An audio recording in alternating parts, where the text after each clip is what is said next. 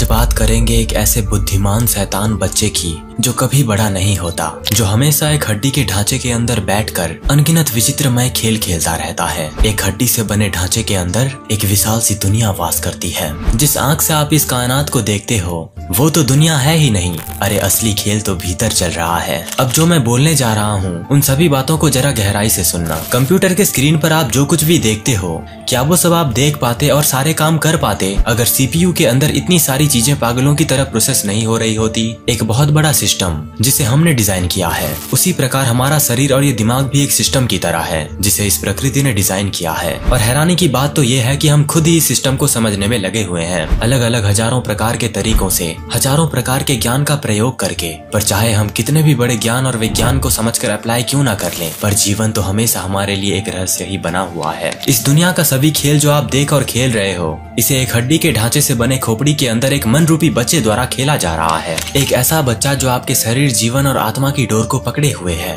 और जो आपकी आत्मा को सुलाकर पूरे जीवन को अपने हिसाब से नचा रहा है। और आप बिल्कुल उसी तरह नाच रहे हो जिस प्रकार एक पपेट शो में एक पपेट को नचाया जाता है एक इंसान के द्वारा। मजा आ रहा है ना नाचने में, लेकिन जितना ज्यादा मजा नाचने में आएगा उतना ही बड़ा दुख आपको मिलेगा, क्योंकि हमें एक बच्चा नचा रहा है और बच्चा तो गलती करेगा ही। कुछ टाइम का बस एक प्लेजर मिल रहा है, बस कुछ टाइम का। मन को ये पता है कि बाहर जो खाना मिल रहा है वो किसी जहर से कहीं गुना अधिक विषैला है, जो धीरे धीरे शरीर और मन को कमजोर बनाकर एक भयानक बीमारी में डाल देगा। फिर भी हमारा मन उस कुछ टाइम के प्लेजर और उस स्वाद को चखने के लिए तरस जाता है और वही भूल बार बार हजार बार कर बैठता है। इस मन के विषय में मैं जितना भी बोलूं दोस्तों उतना कम है।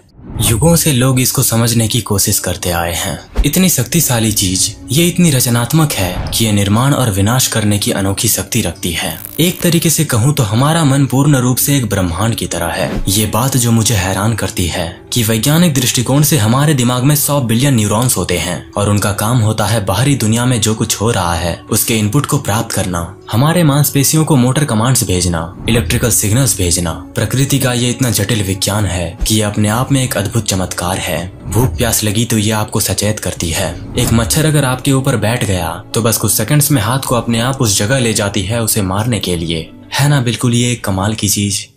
केवल जागरूकता के माध्यम से हम मन की गतिविधियों को जान पाते हैं। जागरूकता के माध्यम से हम इस बच्चे को पूरी तरह से अपने काबू में ला सकते हैं। पर क्या ये सब मायने रखता है? क्या जागरूकता मायने रखती है? क्योंकि मरने के बाद तो जागरूकता भी नष्ट हो जाती है। तो आखिर में क्या बचता है? कुछ भी नहीं, शून्यता, जीरो। इस स्थिति को अगर आपने समझ लिया ना तो आप पूरी दुनिया को समझ जाओगे, दुनिया के लोगों को समझ जाओगे। ये पागलपन मायने नहीं रखता, क्योंकि समय की अनंत गति में तो सब कुछ शून्यता की ओर ही जा रहा है। जरा गौर से देखो अपने परिवारजनों को, दुनिया के लोगों को, पेड़ पौधों को, चींटियों को, पक्षियों को। काल के प्रभाव में तो सब धीरे धीरे मर रहे हैं। आखिर किस चीज की प्रतीक्षा है तुम्हें? खुशी की, भौतिक चीजों की, या अनगिनत धन की और प्रेम की? ये सभी चीजों का जो मैंने अभी नाम लिया ये बस सरवाइव करने में काम आते हैं। वास्तविकता में तो इसका कोई मूल्य ही नहीं है। शून्यता, ये शब्द मुझे इतना पसंद है कि जब भी मैं इसे बोलता हूँ तो मन में एक परम आनंद प्रकट होता है, जिसे मैं बोल तो रहा हूँ पर जो एहसास कर रहा हूँ वो आप कभी समझ ही नहीं पाओगे। पिछले वीडियो में मैंने शून्य के महाध्यान के विषय में बोला था कि किस प्रकार आप अपने अस्तित्व को शून्य में ले जाके अस्तित्व विहीनता का अनुभव कर सकते हो। अब मैं आपको बताऊंगा मन की शून्य स्थिति के बारे में। जब मानव का मन शून्य हो जाता है तब वह निराकार बन जाता है। उसका कोई रूप नहीं रहता, रंग नहीं रहता, दुनिया जैसी चीज उसके लिए एग्जिस्ट नहीं करती। नींद में जिस प्रकार आपको कुछ महसूस नहीं होता उसी प्रकार ये स्थिति उससे बढ़कर है। यही जीवन की अंतिम अवस्था है जिसे विज्ञान भी कई मायने तक सच मानता है। जब एक इंसान की मृत्यु होती है तो उसका दिमाग मर जाता है और दिमाग के मरते ही मन मर जाता है और मन के मरने के बाद चेतना नष्ट हो जाती है और आखिर में बचता है क्या? शून्यता। तो आप ध्यान के जरिए कैसे मन की शून्यता का अनुभव कर सकते हो? मैं आपको मनशून्य ध्यान के विषय में बोलूंगा, लेकिन उससे पहले मैं आपको कुछ गहरे संस्कृत के श्लोक सुनाना चाहता हूँ। मनः एव मनुष्याणां कारणं बंधन मोक्षयो। मन ही मनुष्य के लिए बंधन और मुक्ति का कारण है। योगः चित्तवृत्ति निरोधः। योग मन के उतार चढ़ाव की समाप्ति है।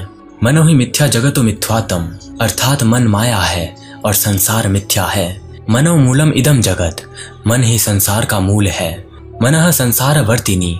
मन सांसारिक अस्तित्व का पहिया है। दोस्तों ये मन के ऊपर कुछ गहरे संस्कृत के श्लोक थे जो उपनिषद और भगवत गीता के थे। तो चलिए जानते हैं मनशून्य की स्थिति के विषय में। शून्य विचार अवस्था एक ध्यान अवस्था है या ये ध्यान का एक अगला स्तर है। और हमने ये भी कहा है कि जब हम ध्यान की गहराई में जाते हैं तो हम शून्य विचार अवस्था को प्राप्त कर लेते हैं। मन के इस शून्य अवस्था में न हमारी 5 इंद्रियों का हमें बोध होता है जिससे हम इस दुनिया को सेंस कर पाते हैं, और न ही किसी जागरूकता का बोध होता है जिसे मैं कहता हूँ। मेरा नाम सोनू है। असल में ये मेरा नाम नहीं है, ये नाम तो मुझे सांसारिक लोगों ने दिया है। इस नाम को अगर मैं हटा दूं तो मैं क्या हूँ? एक दिव्य प्राणी हूँ, एक दिव्य आत्मा हूँ, या कुछ भी नहीं हूँ। बौद्ध धर्म के अनुसार शून्य विचार अवस्था तब होती है जब मस्तिष्क अपनी उच्चतम क्षमता तक पहुँच जाती है। शून्य विचार अवस्था ये वो अवस्था है जब हमारा मन कुछ भी नहीं कर रहा होता, वो अवस्था जब किसी चीज का कोई मतलब ही नहीं होता। हमारे मन में कई विचार चलते रहते हैं। ध्यान के दौरान हम अपने विचारों को नियंत्रण करने का प्रयास करते हैं, अर्थात हम कुछ कर रहे होते हैं, लेकिन शून्य विचार अवस्था में हम कुछ भी नहीं कर रहे होते। यहाँ तक कि हम अपनी इच्छा से भी शून्य विचार अवस्था में नहीं जा सकते। हम ये भी कह सकते हैं कि शून्य विचार अवस्था ध्यान की चरम अवस्था है। योगी और संत जब भी ध्यान करते हैं तो वो शून्य विचार अवस्था में ही ध्यान करते हैं। दोस्तों, शून्य विचार अवस्था को समझने से पहले हमें मन का रसायन शास्त्र समझना होगा।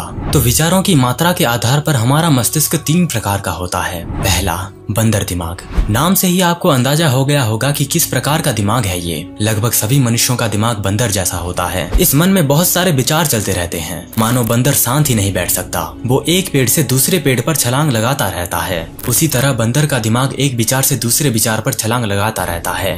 तो दोस्तों, हमें ये समझना होगा कि अधिक सोचना, उच्च कल्पना या रचनात्मक की कुंजी बिल्कुल भी नहीं है। दूसरा, एकाग्र मन। प्रतिदिन ध्यान करके हम मन की इस अवस्था को प्राप्त कर सकते हैं। जो लोग इस मानसिक स्थिति को प्राप्त कर लेते हैं वो आसानी से अपने विचारों को नियंत्रित कर लेते हैं और वे अपने विचारों को दिशा देने में सक्षम होते हैं। वे अपने काम पर ध्यान केंद्रित करने में सक्षम हो जाते हैं। तीसरा, ध्यान मन। ये मन की सबसे शक्तिशाली अवस्था है और केवल मुट्ठीभर लोग ही साधु संतों जैसी मन की स्थिति को प्राप्त कर लेते हैं। जो लोग भी इस अवस्था को प्राप्त कर लेते हैं उन्हें शून्य विचार अवस्था का अनुभव हो जाता है। तो अब ये प्रश्न आता है कि शून्य विचार अवस्था के लाभ आखिर हैं क्या? हम सभी ध्यान के अद्भुत लाभों को जानते हैं, लेकिन शून्य विचार अवस्था ध्यान से कहीं अधिक शक्तिशाली है। बौद्ध धर्म के अनुसार शून्य विचार अवस्था में हम अपने मस्तिष्क के उच्चतम क्षमता को प्राप्त कर लेते हैं, और यदि हम शून्य विचार अवस्था को प्राप्त कर लेते हैं तो कुछ भी असंभव नहीं रहता। शून्य विचार अभ्यास के बाद आविष्कार करना आसान हो जाएगा, क्योंकि हम अपनी रचनात्मक शक्ति को चरम स्तर पर बढ़ा देते हैं। तो अब ये प्रश्न आता है कि हम शून्य विचार अवस्था को कैसे प्राप्त करें। जैसा कि मैंने पहले बताया कि केवल मुट्ठीभर लोग ही इस अवस्था को प्राप्त कर पाते हैं। तो क्या हम कर सकते हैं? ये सच में कठिन है और इस स्थिति को प्राप्त करने के लिए बहुत समय और अभ्यास की आवश्यकता होती है। लेकिन एक बात जो हमें समझनी होगी कि यदि हम थोड़े समय के लिए यानी 1-2 मिनट के लिए शून्य विचार अवस्था को प्राप्त करने में सक्षम होते हैं तो हम अपने दिमाग की कुछ क्षमताओं को अनलॉक कर देते हैं जो इस अवस्था से अधिक शक्तिशाली होती है जिसमें हम होते हैं। लेकिन ये चीजें अभ्यास से आई हैं। सबसे पहले हमें अपने विचारों पर नियंत्रण करना सीखना होगा और मन की एकाग्र अवस्था प्राप्त करनी होगी। तब हम शून्य विचार अवस्था को अनुभव कर पाते हैं। यकीन मानिए, अगर आप दिन में 5-10 मिनट के लिए भी स्थिति को अनुभव कर पाते हो तो आपका दिमाग नई अद्भुत शक्तियों का अनुभव करता है। आपका मन चरम स्तर पर पहुंच जाता है। आपकी सीखने की शक्ति बढ़ जाती है। आपके लिए चीजें सीखना आसान हो जाएगा। तो ये था दोस्तों मन की शून्य अवस्था के विषय में कुछ ध्यान के गूढ़ ज्ञान। उम्मीद करता हूँ कि आपको ये वीडियो पसंद आया होगा। आगे आने वाले वीडियोस में हम ऐसे ही ज्ञानजनक बातें करेंगे। और अगर आप मेरी माया की 27 कहानियां वाले डिजिटल PDF बुक को पढ़ना चाहते हो तो उसकी लिंक मैंने कमेंट सेक्शन और डिस्क्रिप्शन बॉक्स में दे दी है। आपका मूल्यवान समय देने के लिए धन्यवाद।